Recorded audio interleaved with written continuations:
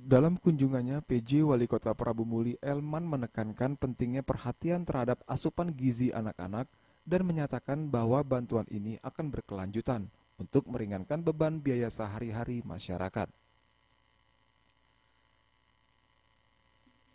PJ Wali Kota Prabu Muli Elman juga mencatat adanya perkembangan positif dalam pemantauan dan penanganan kasus stunting di Kota Prabu Muli setiap 3 bulan.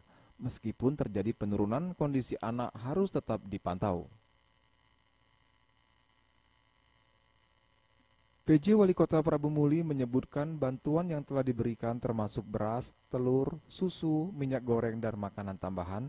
Pemerintah kota juga berupaya memperbaiki dan merehabilitasi rumah yang tidak layak huni melalui Dinas Perkim termasuk sanitasi. Masyarakat kita ini sejahtera. Dengan ada sejahtera ya tentu stuntingnya hilang. Benar. Nah seperti itu.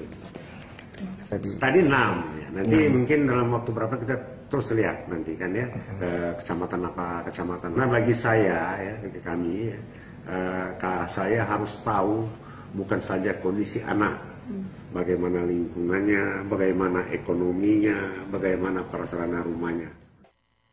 Sebagai respon, salah satu penerima bantuan, Eka Putra mengungkapkan rasa terima kasihnya atas bantuan dan kepedulian yang diterima.